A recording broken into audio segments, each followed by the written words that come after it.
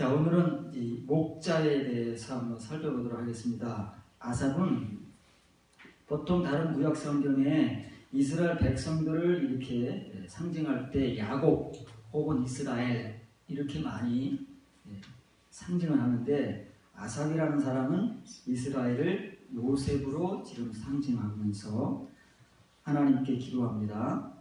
요셉을 양떼같이 인도하시는 이스라엘의 목자시여, 귀를 기울이소서. 근데 또 이스라엘의 목자가 어떤 분이시냐면 그룹 사이에 좌정하신 분이시여, 빛을 비추소서 봅니다. 구약 성경에는 목자라는 말이 많이 나오지 않습니까? 그래서 하나님이나 예수님을 상징화해서 선한 목자라고 하는 거예요. 그 굳이 앞에다가 선한이라는 수식어를 붙여야 되냐면, 나쁜 목자들이 너무 많아서 선한이라는 수식어를 부득불 하나님과 예수님이심에도 불구하고 수식어를 붙일 수밖에 없는 현실을 이해를 좀 해야 됩니다. 목자라는 말은 히브리어로 로에라는 말입니다. 로에, 이건 이제 분사형이에요. 원래 라아 그러면 먹이다, 기르다 말이에요. 사람을 먹이다 기르다가 아니고 양떼를 먹이다 기르다. 사람에게도 포함되면 이건 양육하다라는 뜻이 되는 거예요. 근데 하나님께서 요셉으로 상징되는 이스라엘을 양떼로 지금 아삽은 비유하면서 그 양떼를 인도하시는 이스라엘의 목자시여 누구예요? 하나님이시다는 말이에요. 하나님을 이스라엘의 목자로 비유하는 거예요. 근데 이 목자라는 말은 이 킹제임스 버전에서 번역하기로 shepherd, 이렇게 양을 치는 자, 목사라고 했죠. 목사 아닙니다. 여기 고친 것 같으면 안 고쳐졌어요. 목자라는 말이에요. 목양자. 양을 기르는 자, 목양자라는 말이에요. 그런데 이게 오늘날 목사가 됐어요. 근데 목사라는 말은 한번 여러분들에게 소개해 준 적이 있지만, 한글 성경에 목사라는 그 한글은 딱 한 번 나오잖아요. 에베소 4장 11절에 하나님께서 바울의 말에 의하면 교회 안에 여러 직분자들을 세웠다고 해요. 선지자, 사도, 장로.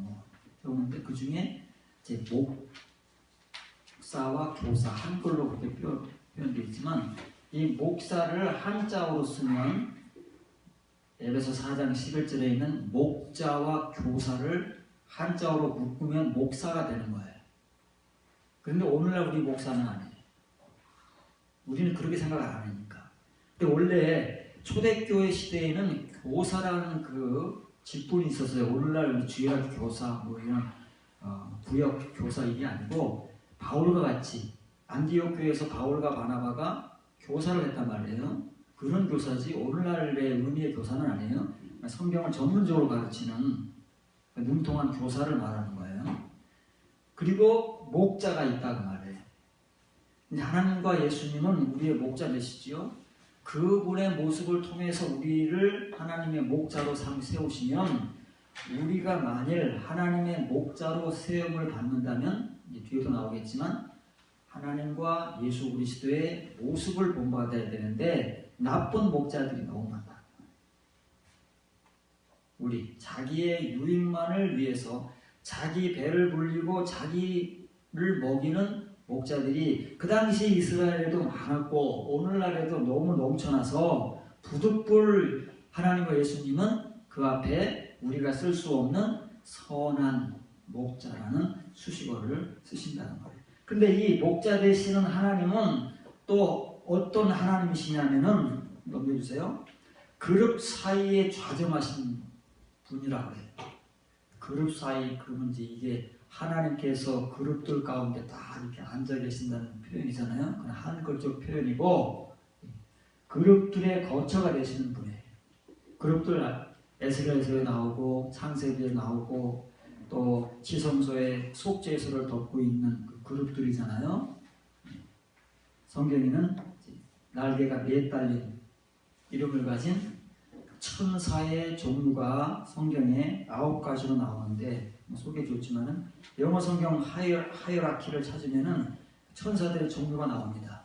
스랍, 제일 하나님 근저에서 모시는 천사를 스랍, 날개가 6개 있는 세라핌이라고 합니다.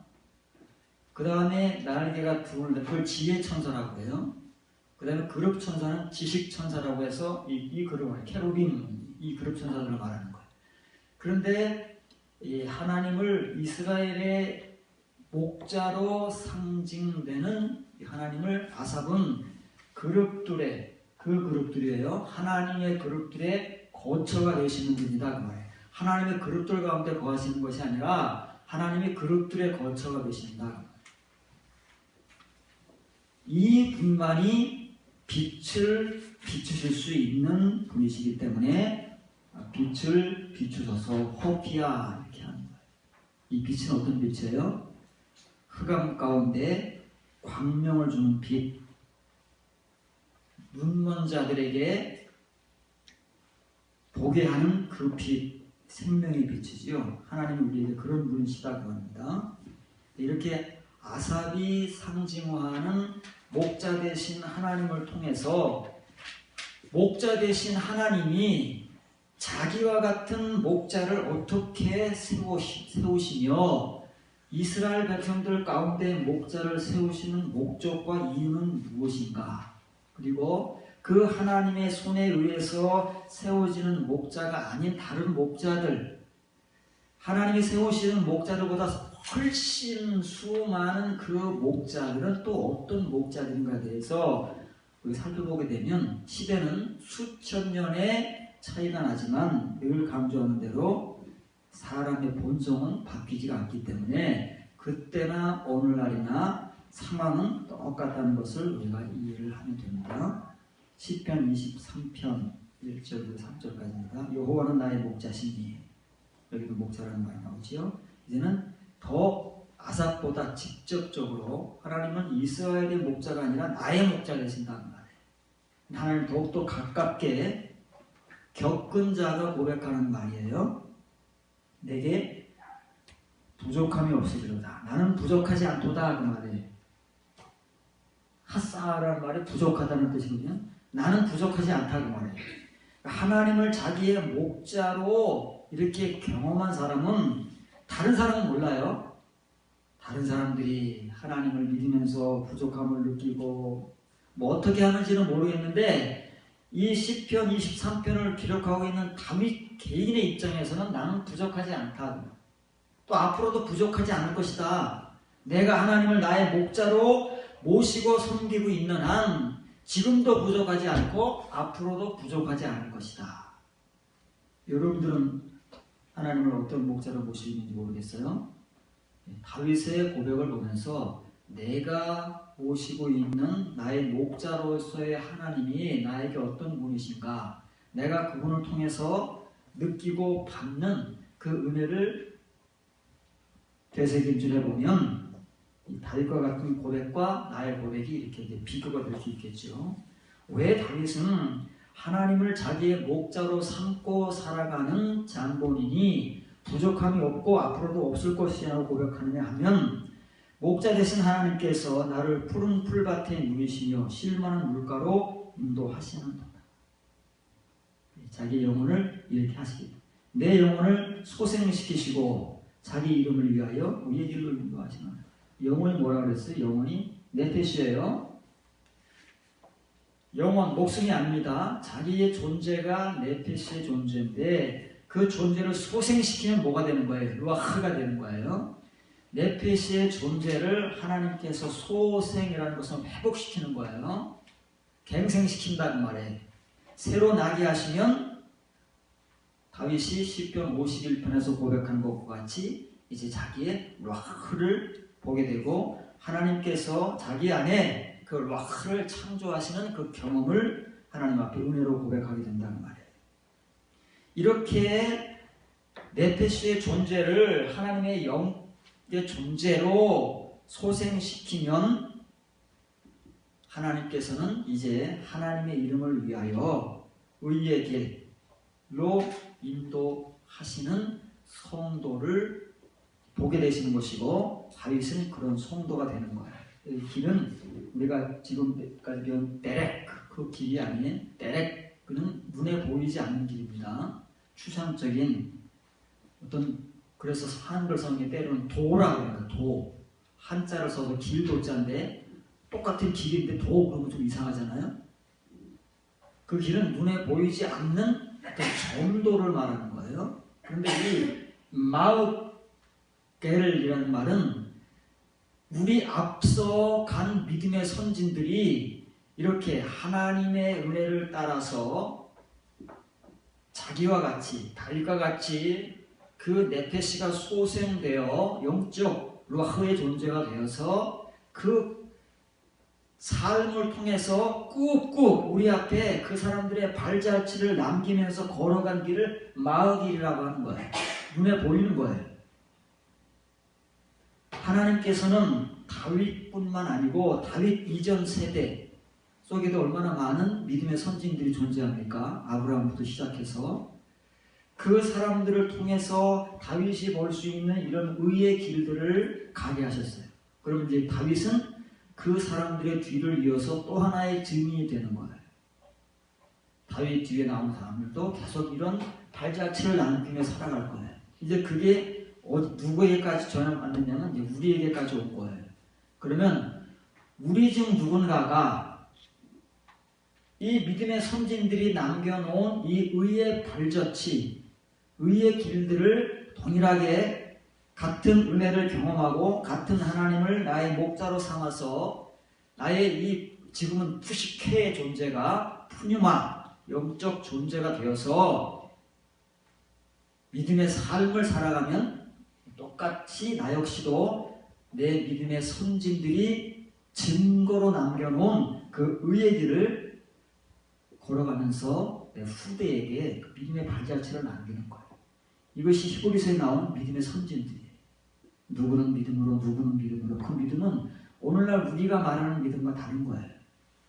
그 사람들은 정말 그 믿음으로 이 의의 길을 걸어간 사람들을 히브리서 11장 성경에서 믿음장이라고 우리에게 소개하는 그 믿음의 선진들을 말하는 것이지 오늘날 우리가 오직 은혜, 오직 믿음 그러나 행위 없는 그런 믿음을 말하는 것은 아니라는 것을 기억을 하셔야 됩니다. 전도서 12장 11절입니다. 지혜자들의 말씀들은 찌르는 채찍들 같고 회중의 스승들의 말씀들은 잘 박힌 목 같으니 다 한 목자가 주신 바이다. 지혜자는 하나님의 지혜의 말씀을 가진 자들이지요. 그 하나님의 지혜의 말씀을 가진 자들이 전하는 하나님의 말씀들은 찌르는 채찍이라고 번역을 했는데 뾰족한 막대기입니다. 우리 한번 배웠지요? 꽉 찌르면 아픈 거요. 그 하나님의 말씀은 때로는 우리를 이렇게 찌르는 책망의 말씀, 채찍의 말씀, 이 찌르는 막대기의 말씀이란단 말이에요. 또 회중은 모임이지요. 모임 가운데 스승들의 말씀들은 잘 박힌 못 같다. 한번 우리에게 딱 박히면 안 빠지는 잘 박힌 못이에요. 이 두 가지를 비유를 하는 거예요. 하나님, 우리의 목자 되신 하나님께서 하나님의 백성들 안에 이런 사람들을 보내요. 하나님의 지혜의 말씀을 받은 사람들을 보내고 그리고 그런 사람들이 하나님께서 회중으로 모으신 회막 앞에 모이는 사람들이 회중이잖아요. 교회입니다. 그 교회 안에 스승이라는 선생, 아까 말한 그 목자와 교사로 주는 그런 사람들이 되어서 그 지혜의 말씀들을 전하면 그래서 그 말씀을 잘 받는 사람은 딱 한번 그 말씀이 들어오면 박혀서 빠지지 않는 잃어버리지 않는 그런 하나님의 종들이 있다는 말이에요. 근데 그 종들은 역시도 목자 대신 한 분 하나님께서 주신 종들이다. 이렇게 이제 하나님이 목자신데 하나님을 대리하는 목자들을 이스라엘 백성들 가운데 지혜자들로 또는 선생들로 주신다는 말씀입니다. 예레미야 3장 14절 15절입니다. 여호와의 말씀이라 배역한 자식들아 돌아오라. 나는 너희 남편이니라. 내가 너희를 한 성읍에서 하나와 한 족속 집 중에서 둘을 택하여 너희를 시온으로 데려오겠고 내가 또 내 마음에 합한 목자들을 너희에게 주리니 그들이 지식과 명철로 너희를 양육하리라. 예레미야의 예언의 말씀입니다. 지금 예레미야 시대는 굉장히 타락한 시대 아닙니까? 타락했어요. 예레미야와 그 당시에 동시대에 거하는 많은 선지자들이 있었지만 선지자들이라 일컫는 소위 말하는 이스라엘의 목자들이라 일컫는 사람들이 있었지만 그 사람들은 다 가짜였어요. 나쁜 선지자들, 나쁜 목자들, 거짓 목자들, 거짓 선지자들. 근데 진짜 선지자여 목자인 예레미야는 사람들이 인정을 안 해줘요. 오히려 가짜와 거짓 선지자 목자들에게 핍박을 당하고 감옥에 갇히고 그래요. 그런데 아이러니하게도 역설적이게도 이 예레미야에게만 하나님의 말씀이 임해서 그 말씀을 전하는 거예요. 근데 예레미야 3장 본문에 나와 있는 그 말씀이 어떤 말씀이에요? 여러분 프린트에 있듯이 내옴, 엄숙한 선언의 말씀이다 그 말이에요. 일반적 말씀이 아니고 하나님께서 엄중하게 경고로 주시는 선언의 말씀인 거예요. 지금은 아니지만 앞으로 반드시 이 말씀대로 성취될 하나님의 묵시의 말씀이다 그 말이에요. 그 당시에 이스라엘 백성들을 한마디로 정의하면 배역한, 배교, 배반한 자식, 하나님의 믿음을 떠나고 하나님께 등 돌리고 자기들 마음대로 사는 그런 백성들이 배역한 자식들이에요. 그런 백성들에게도 하나님께서는 돌아오라 라는 기회를 주시는 거예요. 그런데 아무나 뭐 다 돌아올 수 있는 것도 아니고 아무나 다 돌아오라고 하는 것도 아니에요. 이걸 문자로 읽으면 안 되는 거예요. 뒤에 나오는 나는 너희 남편 됨이니라 이걸 보셔야 돼요. 그 나는 너희 남편 됨이라 모든 사람의 남편이라는 말이 아니에요. 그 당시는 이스라엘 백성이 이렇게 극단적으로 타락한 시대이기 때문에 다 하나님을 떠나고 배반하고 자기 육신대로 사는 사람들에게 나는 너희 남편이라 고무한 말이에요. 그 사람들이 귀에 들리겠어요? 하나님이 고무한 말씀하시겠어요? 그렇게 배역하고 배교하고 타락한 그 백성들 가운데서 너희 가운데서 말이에요. 너희 가운데서 그래도 내가 결혼할 남편이 될 아내로 삼을 누군가가 있다 그 말이에요. 얼마나 될까요?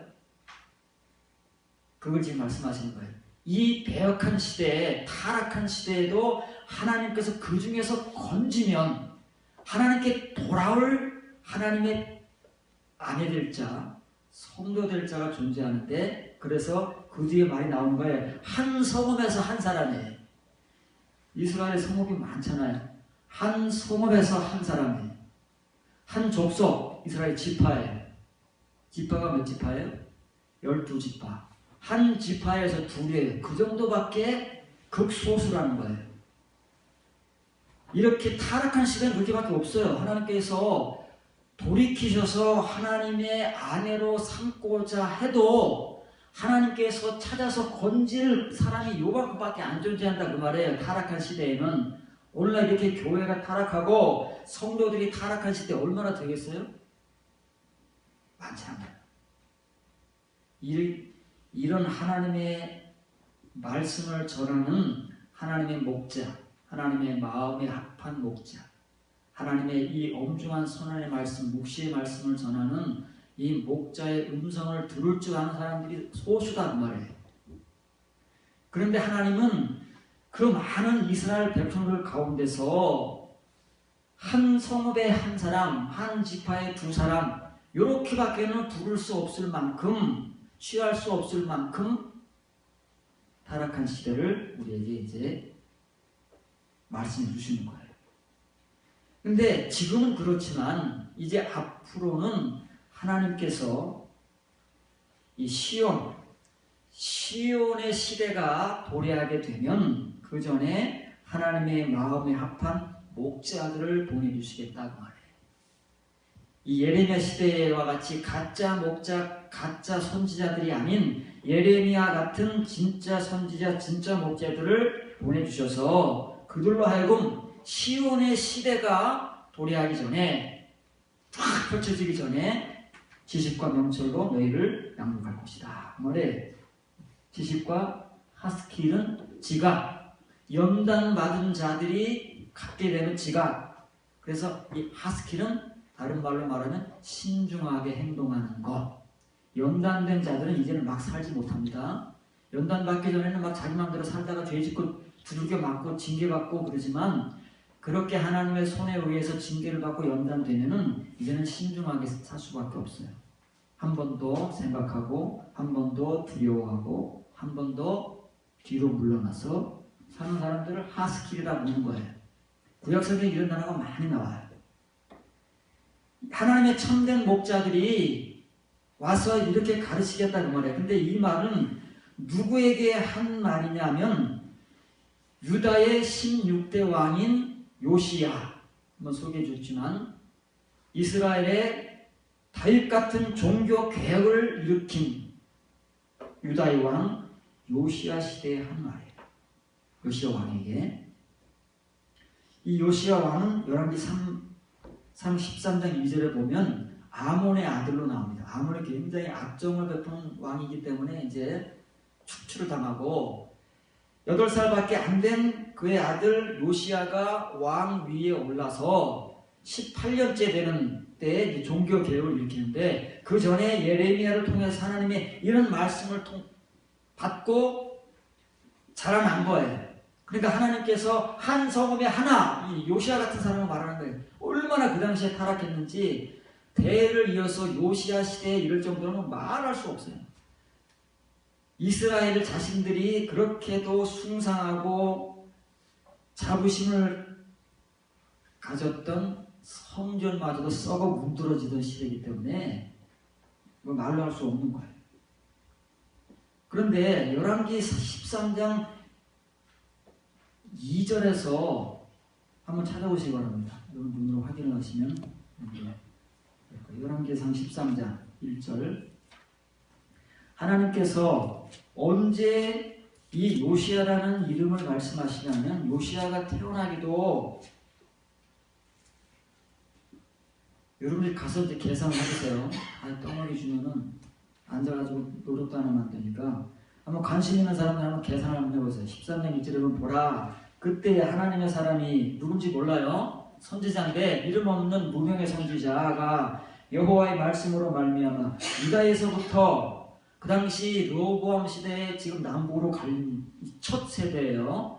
남쪽 유다 왕은 르호보암, 솔로몬의 아들 르호보암이고, 북쪽 이스라엘 왕은 여로보암이 왕이 되어서 통치하던 바로 그 초대 시대예요.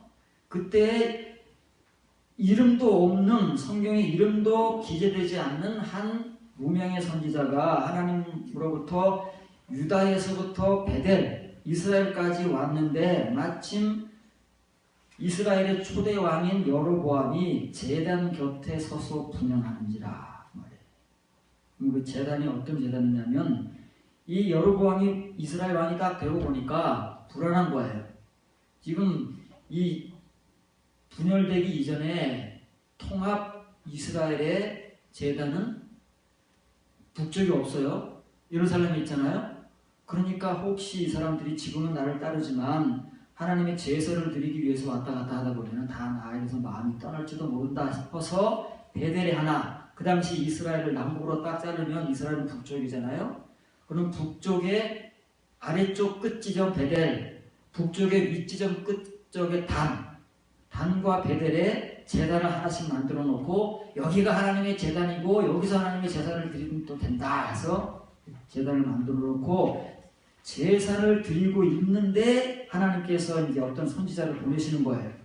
2절 보시면 하나님의 사람이 제단을 향하여 여호와의 말씀으로 외쳐 이르되, 제단아 제단아, 여호와께서 이와 같이 말씀하시기를 다윗의 집에 요시야라 이름하는 아들을 낳으리니 그가 내 위에 분향하는 상당 제사장을 내 위에서 제물로 바칠 것이요 또 사람의 뼈를 내 위에서 사르리라. 여로보암 같이 하고 있으면은 하나님께 이런 심판을 받는다는 거예요. 만약 여로보암이 이건 이제 하나님의 뜻에 의해서 여로보암 왕이 된 거예요. 그래서 두려워하지 않고 하나님을 의지하고 가려면 가라 하고 하나님을 의지했다면 그러지 않았을 텐데 여로보암이 인간적인 생각으로 이렇게 하나님을 생각지 않고 자기의 생각으로 이렇게 제단을 만들어 놓고 제단을 분양하고 제사를 드리고 있기 때문에 하나님께서 보내신 거예요. 근데 이 여로보암뿐만 아니고 앞으로 계속해서 이런 배역의 역사는 되풀이될 것이다. 그것이 극전에 이르는 시대가 어디냐면 요시야 시대가 될 것이다. 그런데 내가 요시야라는 인물을 다윗의 집에 태어나게 할 것이다.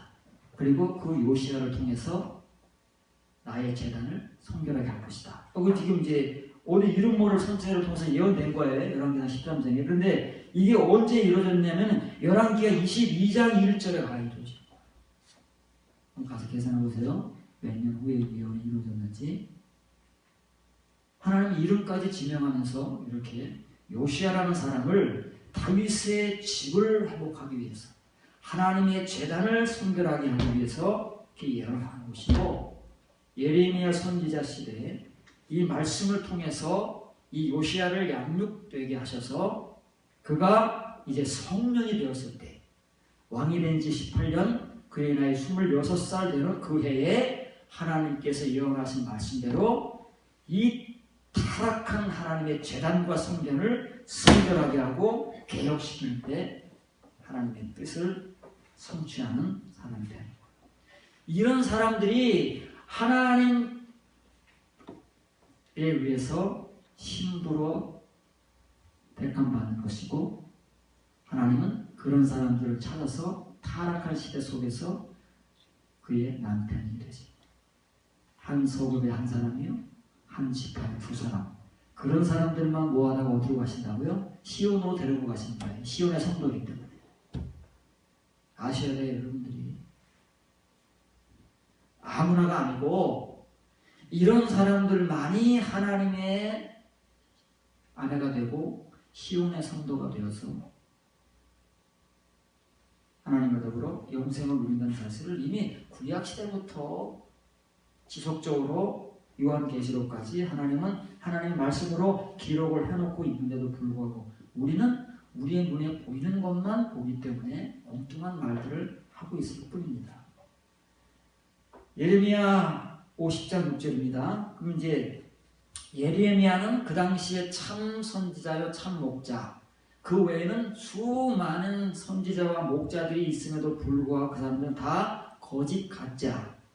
그런데 하나님께서 시온의 시대가 도래하기 직전에 이제 하나님과 마음과 같은 하나님 마음에 합당한 목자들을 보내주실 거라고 그래요. 그때가 돼야. 그다음 그 전까지는 하나님의 목자들이라고 막 등장을 막 끊임없이 할 거예요. 오늘날도 그렇고 우리 후세대까지도 끊임없이 등장할 거지만 그 중에 별로 없어요. 예레미야 같은 하나님의 마음에 합한 목자들은요. 그래서 그걸 비유해 주는 거예요.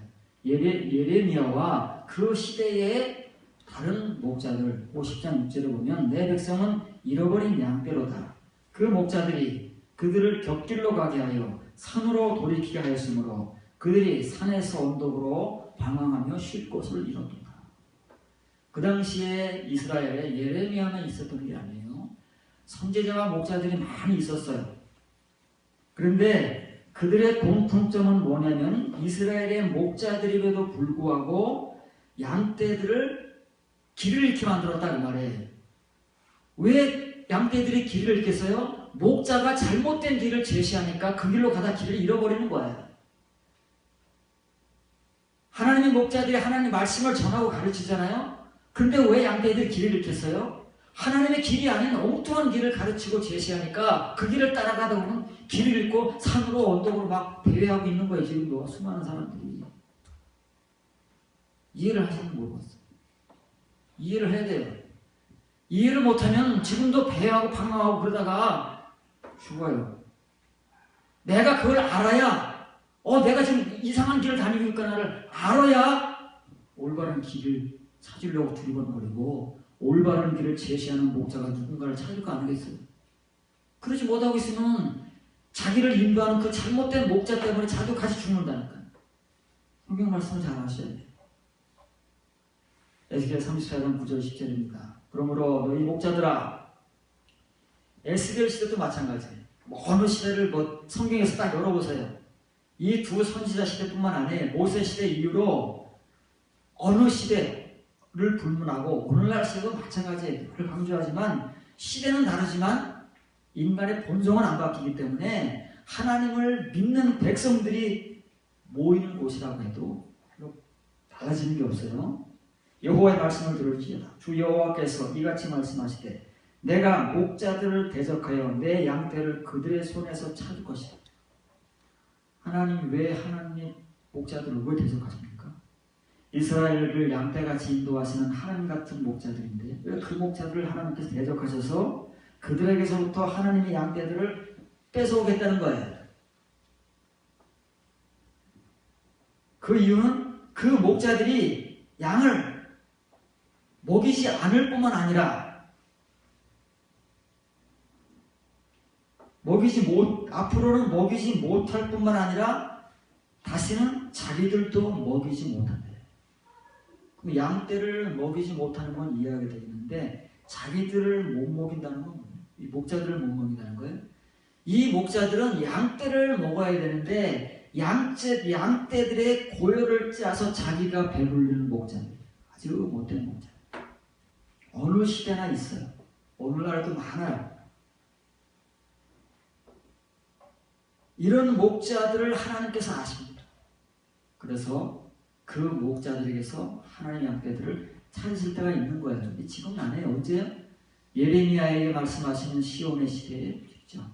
에스겔에게 말씀하시는 성전이 회복되는 그 시대. 이렇게 표현은 다르지만 공통점은 종말의 시대라고 말해요. 이 복음이 이제 하나님에 의해서 확 퍼지는 그 시대. 그 시대를 말하는 거예요. 언제인지 몰라요. 띄엄띄엄이 아니고 하나님의 역사에 의해서 이렇게 하나님의 목자들이 우르르 등장하는 시대. 하나님의 성전이 회복되는 시대. 새 성전이 도래하는 시대. 그 시대라는 말이에요. 내가 내 양을 그들의 입에서 건져내어서 다시는 그 먹이가 되지 아니하게 하리라. 양떼들이 목자에 의해서 잘 양육을 받고 푸른 초장으로 실만한 물가로 인도받아서 이제 튼실한 양들로 잘 자라는 것이 하나님의 뜻이에요. 근데 이 나쁜 목된 거짓 목자들은 양떼를 착취해서 자기 배만 부르니까 양떼가 뭐예요? 그 나쁜 목자들의 먹잇감이라고 말이에요. 근데 이 어리석은 양떼들은 그걸 몰라요. 하나님께서 이런 말씀을 하시고 계시는 이 시점에서도 이 양떼들은 그걸 모르기 때문에 다 자기들이 목자라고 믿고 있는 그 목자들에게 착취를 당하고 있는 거예요. 먹잇감으로 전락해서 자기들의 영혼마저 탈취당하고 있는 것을 모르고 산다고 말해요. 이 무지한 양떼들은. 하나님께서 그들에게 지각을 주셔서 깨닫게 하시는 그 순간까지는 모르는 거예요. 이게 어리석은 양떼들의 불행이에요.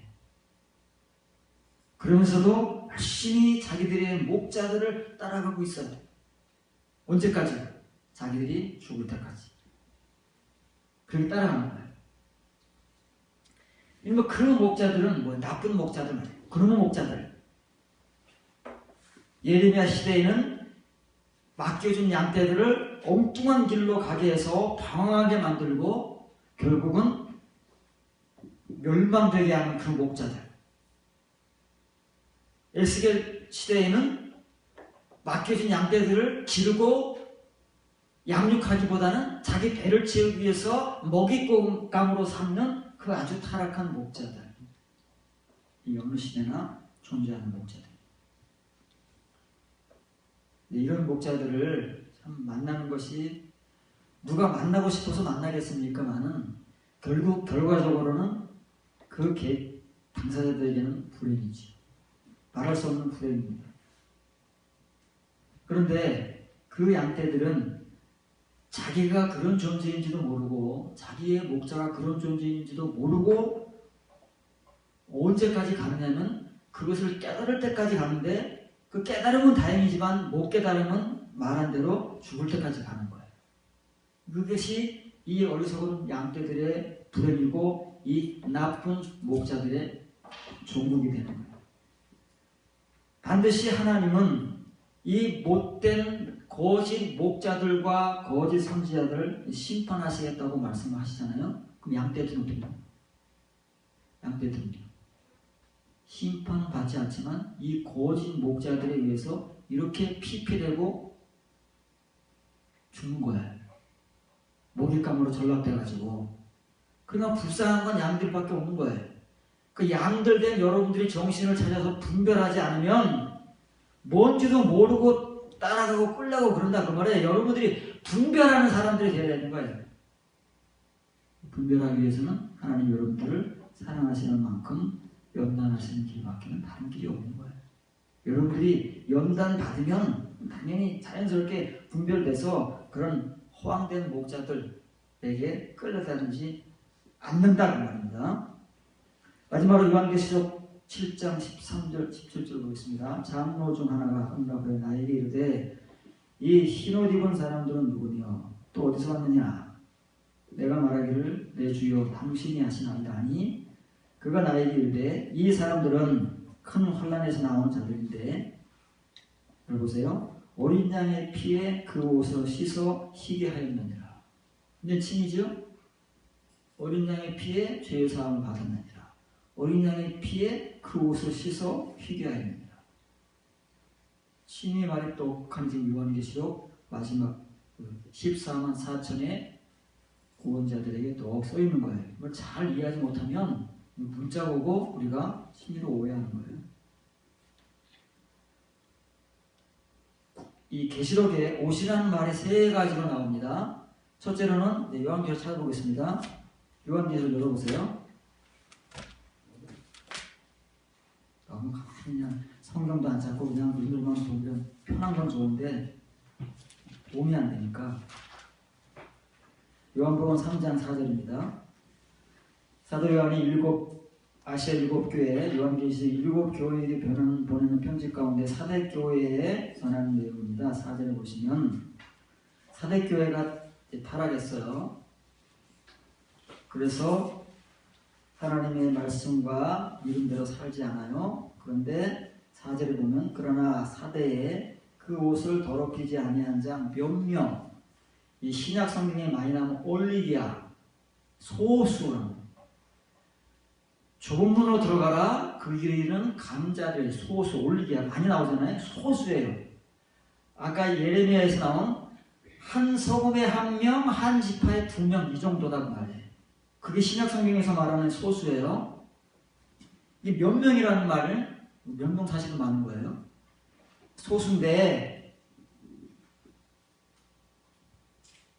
이 사람들은 흰 옷을 입고 나와 함께 다니리니 그들은 합당한 자의 영혼이라. 옷을 안 더럽혔대요. 그러면 뭐예요? 우리가 예수 그리스도의 피에 우리의 옷을 씻었지만 더러워질 수 있다는 거예요. 더러워져요. 그 청결함을 유지하지 않으면 더러워진다고 말해요. 그 요한계시록 7장에 나온 그 예수 그리스도의 피에 옷을 빨아서 씻어서 희게 한다는 것은 끝까지 유지했다는 거예요. 이렇게 더러워지지 않고 문자로 이해하면 칭의가 되면 의미를 이해하게 되면 달라지는 거예요.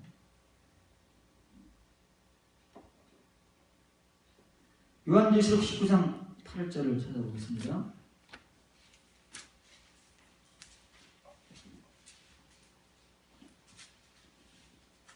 7절부터 봅니다. 우리가 즐거워하고 크게 기뻐하며 그에게 영광을 돌리세. 어린 양이 나옵니다. 예수 그리스도 어린 양, 그리스도 예수. 어린 양의 혼인 계약이 이르렀고 결혼식이 됐다는 얘기잖아요. 설명해줬죠. 결혼식 날이 도래했다 그 말이에요. 하늘나라의 혼인잔치가 지금 열어졌어요.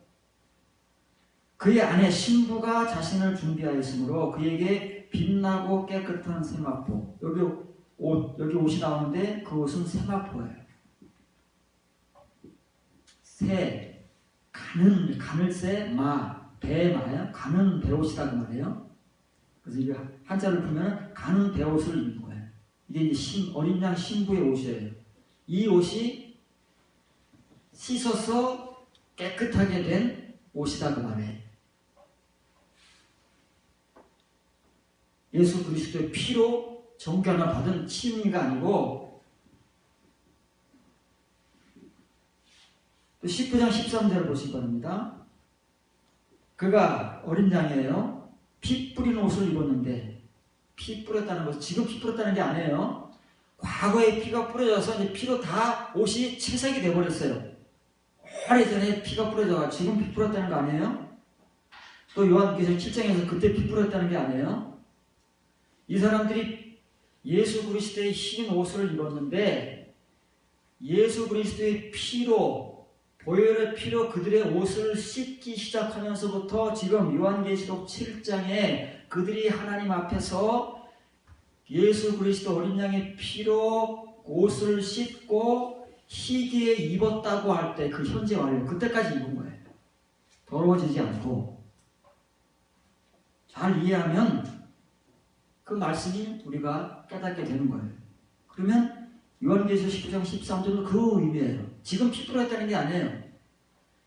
예수 그리스도는 이미 오래전에 피를 뿌리셨잖아요. 흘리셨잖아요. 그 피가 채색됐다 그 말이에요. 다 이미 색으로 바래져가지고 세월이 흘러서 그 옷을 예수 그리스도가 입고 계신다는 게 상징이죠. 그분이 어린 양이고 십자가에 돌아가신 예수 그리스도다 그 말이에요. 그때 피 흘리신 그분이다 그 말이에요. 그게 그분의 옷이에요. 우리의 옷이고. 근데 그 옷은 뭐예요? 그 옷과 그 이름은 같은데 그 옷과 이름은 하나님의 말씀이다 라고 우리가 이제 배웠잖아요. 이것이 요한계시록의 옷으로 상징되는 우리가 입어야 할 영적 옷 내용들을 담고 있는 거예요. 그러니까 우리가 사대 교회의 교인들과 같이 예수 그리스도의 피로 말미암아 우리 그 입어야 할 옷을 깨끗이 빨았잖아요. 그렇다고 한번 빤 옷이 피로 빨았으니까 안 더러워지나요? 그러고 같지만 더러워지는 거예요. 누가 더럽혀요? 우리가 더럽히는 거예요. 우리의 삶으로, 우리의 행위로 더럽히는 거예요. 그 사대교회에 더럽히지 않은 사람이 몇 명 없대요. 거의 없다는 거예요. 예수님께서는, 하나님께서는 그 사람들만 불러다가 하나님과 함께 다닐 수 있도록 만드시겠다는 거예요. 또 하나 나오죠?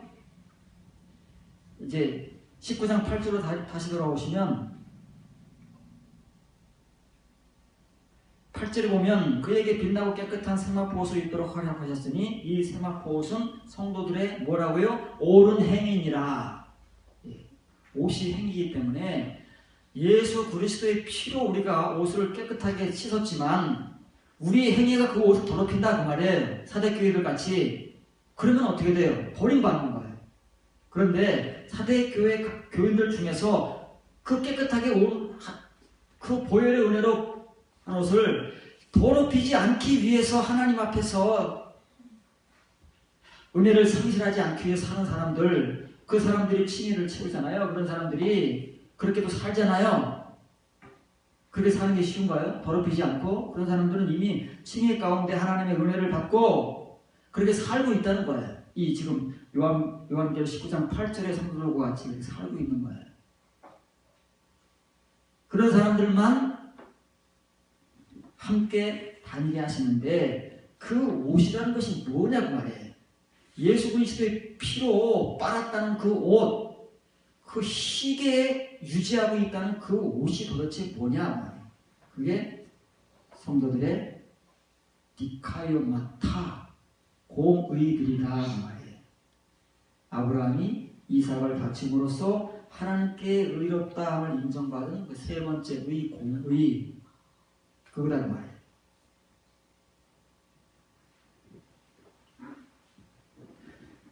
다시 이제 프리드로 돌아오십니다. 그러므로 그들이 하나님 보좌 앞에 있고 또 그의 성전에서 밤낮 하나님을 섬기며 보좌에 앉으신 이가 그들 위에 장막을 치시리니 그들이 다시는 줄이지도 아니하며 목마르지도 아니하고 해나 아무 뜨거운 기운에도 상하지 아니하리니 이는 보좌 가운데 계신 어린 양이 누구예요? 그리스도 예수 그리스도 그분이 목자가 되십니다. 하나님께서 예수 그리스도를 우리의 선한 목자로 보내셨잖아요. 세상에 하도 나쁜 목자들이 많으니까 그분을 선한 목자로 보내주셔서 구약시대의 목자들이 하나님이 이스라엘의 선한 목자이신 것 같이 하나님을 본받는 목자들이 되라고 그랬는데 그렇게 되는 사람들이 없잖아요. 별로 소수잖아요. 구약이나 신약이나. 그래서 예수 그리스도를 또 목자로 보내시는 거예요. 구약시대에 선하신 목자 하나님, 신약시대에 선하신 목자 우리 하나님 예수 그리스도. 그래서 어떻게 해요? 또 그분을 통해서 목자들을 세우시는 거예요. 우리같이 부족한 종들을. 그런데 우리들 중에서 이 예수 그리스도 마음에 합한, 구약시대 하나님께서 내 마음에 합한 목자들을 보낼 것이다 하고는 그 하나님의 마음에 합한 목자들이 구약시대에 그렇게 찾아보기 힘들 만큼 그것과 똑같이 예수 그리스도 시대 이후에도 같잖아요. 목자라 자부하고 목사라 자부하는 사람들은 많지만 이 선한 목자 되신 이 예수 그리스도의 목자 되심을 본받아서 지식과 지각으로 양떼들을 양육하고 기르는 선한 목자들은 찾아보기가 어렵다. 그런데 분명한 것은 하나님과 그리스도 예수 그분은 우리에게 그런 목자시될 거예요. 그래서 하나님과 그리스도 예수께서 보내시는 목자는 반드시 그분의 모습을 닮은 목자다 그 말이에요. 그 사람들이 구약시대에 성경을 기록한 선지자들이에요. 신약시대는 사도들을 비롯한 그의 동역자들이에요. 오늘날은 누구겠어요? 찾아봐야 돼요. 눈을 씻고 찾아봐야 돼요.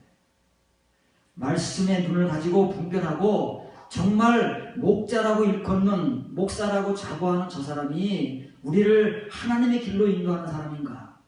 나를 말씀으로 살찌우고 하나님의 시온의 성도로 지식과 지각으로 양육하는 목자인가를 눈에 불을 켜고 말씀을 가지고 분별하지 않으면 우리가 죽어요. 우리가.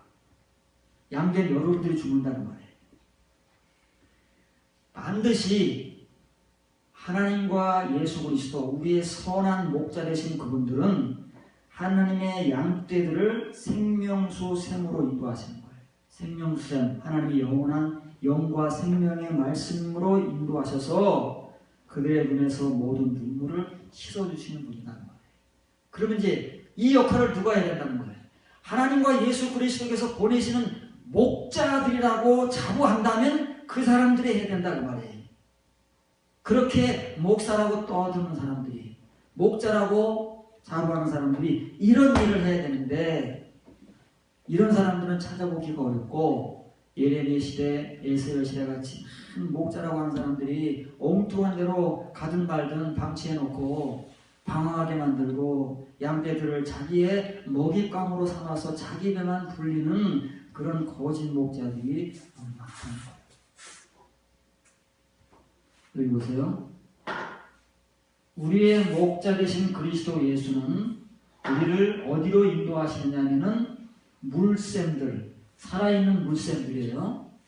이 물샘을 잘 봐야 돼. 이건 신구약 성경 공이 본질적으로 반복해서 지속적으로 나오는 건데 우리가 한글로만 이상하게 바꿔놓으면 오늘 한글 성경에서도 생명수 뭐 이렇게 막 그러는데 한자어로는 그거 맞는 것 같지만 물샘이에요. 물샘. 근데 그 물샘은 어떤 물샘이냐면 조사스, 살아있는 물샘이에요. 이 살아있는 데 대해서도 이제 설교 일정상 9월달쯤에 들을 수 있을 거예요. 이 살아있는 물샘이다 그 말이에요. 구약 성경에 물샘이 나와요. 생물이라고 하면 순서를 바꾸는 거예요. 물샘이에요. 물의 샘이에요.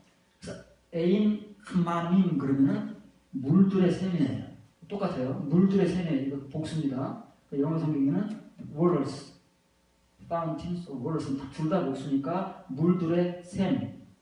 어떤 샘이냐면 조사스, 리빙, 살아있는 물샘들이에요. 하나님과 예수님께서 우리에게 주시는 그 구약 성경의 물샘으로 상징되는 것은 뭐냐면 생명의 말씀입니다. 영의 말씀, 레마의 말씀인 거예요. 목자들은 거기로 양떼들을 인도하는 거예요. 그 길을 안내하는 역할을 하는 거예요. 그 길을 보여주는 역할을 하는 거예요.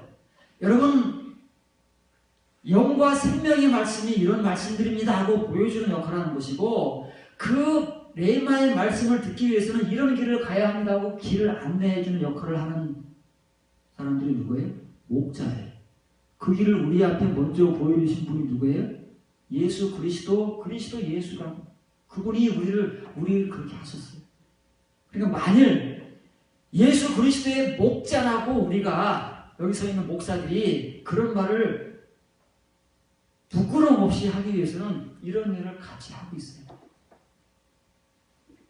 예수님께서 하시는 일들을, 그게 목자이기 때문에 구약시대의 목자든 신약시대의 목자든, 그것도 이제 신구약시대의 목자는 변함이 없어요. 다시 한번 말씀드립니다. 목사는 뭐라고요? 목사는 오늘날 우리 목사를 말하는 게 아니에요. 목자와 교사를 합해서 한자로 만들면 그게 목사인 거예요. 초대교회 시대에 이런 목자, 구약시대 예레미야, 에스겔 같은 목자들, 신약시대의 선한 목자로 대변되는 그리스도 예수, 양떼들을 살아있는 물샘들로 안내하면서 그 살아있는 물샘이 무엇인가, 영의 말씀, 생명의 말씀인데 그것이 레마인가를 보여주는 목자, 교사가 목사인 거예요. 그게 이제 예수님과 같이 선한 목자가 되는 거죠. 근데 목자들은 자기가 한 대로 심판을 받아요.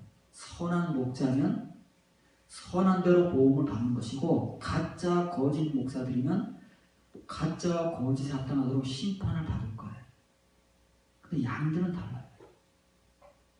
양들은 심판을 받는 대신에 그 심판받는 목자들을 따라가게 되고, 그 목자와 한평생 있게 되면 그 목자들로 말미암아 병들고 피폐해서 죽는다는 말이에요. 도리가 없어요.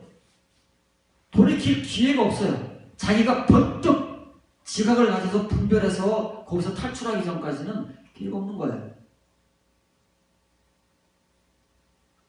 양들 여러분들을 좀 잘 생각을 하셔서 여러분들 스스로가 열심히 눈에 불을 켜고 말씀을 탐색하고 탐구하고 스스로들이 열심히 하세요. 스스로를 열심히 잘 공부하고.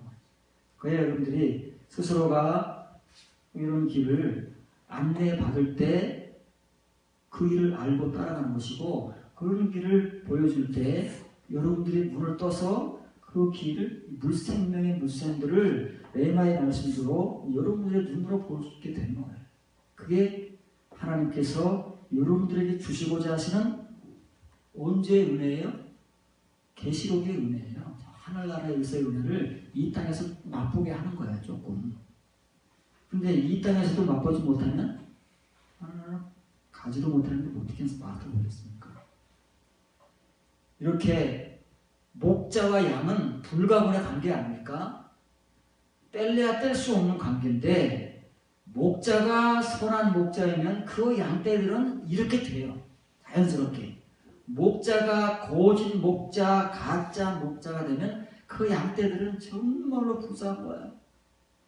그 목자들에 의해서 병들고 피폐해지고 약탈당하고 다 빼앗기고 자기들은 알거지가 돼서 멸망한다. 하나님과 예수 그리스도로 대변되는 목자들을 여러분들이 보시고, 그 하나님과 그리스도 예수의 마음에 합한 목자들을 양떼들에게 보내줄 때 그 목자들이 하는 역할이 딱 요거밖에 없는 거예요. 다른 거 없어요. 이거예요, 이거. 예수님도 오셔서 이거 하시고 간 거예요. 사도들도 와서 이거 하고 간 거예요. 선지자들 와서 요거 하고 간 거예요. 뭐 다른 거 있습니까? 평생 이 생명의 말씀 가르치다 가는 거예요. 그 양떼들을 이 생명의 말씀으로 살찌워서 시온의 성도 만들라다 간 거예요. 안 되는 사람들은 어쩔 수 없이 실패한 것이고 그 중에 되는 사람들은 된 거예요. 그건 어쩔 수 없는 거잖아요. 하나님도 오죽하시면 예레미야 시대의 그 모든 이스라엘 자들을 다 안에 삼으시면 좋겠는데 할 수 없으시니까 한 성읍에서 하나, 한 지파에서 둘 이렇게밖에는 못 데리고 가신다 그 말이에요. 여러분들 중에서 이 타락한 시대에 그런 성도가 되면 여러분들이 복된 성도인 줄 믿으시기를 바랍니다.